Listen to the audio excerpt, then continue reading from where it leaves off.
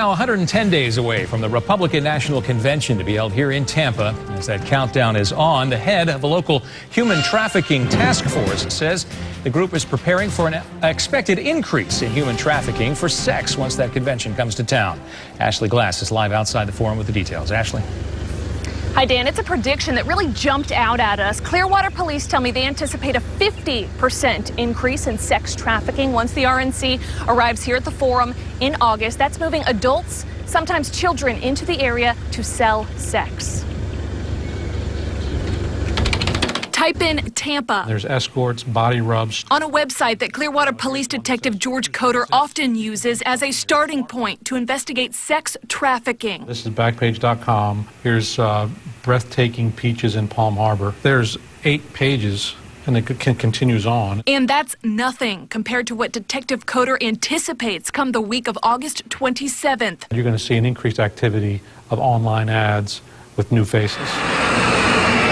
An estimated 50,000 people will travel to Tampa in August for the Republican National Convention, an event unlike any Tampa has hosted since Super Bowl 2009. You're going to see activity where the traffickers and those girls will move into the area. He says drawn to Tampa not because it's a political event, but simply because it's a large event. Sex traffickers looking to capitalize on crowds, moving both adults and children.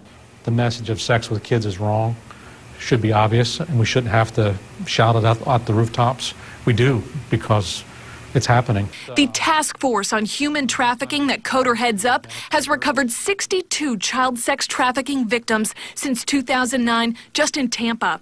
He expects a 50% uptick in the activity involving both kids and adults the week of the RNC. It's going to be more underground and more discreet than maybe at a Super Bowl. To get out ahead of it now, Coder says the task force, made up of federal, state, and local officers, are strengthening tipster relationships with adult entertainment clubs and hotels, planning reverse stings for closer to the RNC, sharing information with similar task forces across the country, and looking for leads now on websites like this. Coder says none have popped yet. So I want people to know that we're not going to tolerate it. We'll prosecute it and put you in jail for as long as we can. We want families to know that we're there to protect their kids. You know, this people just being taken advantage of, and at a point of being forced to have sex is just, it's a horrible violation to them.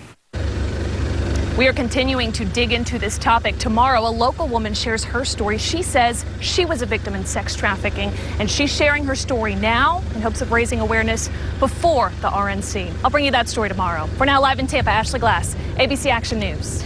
We're learning new details about that double agent who foiled an al-Qaeda bomb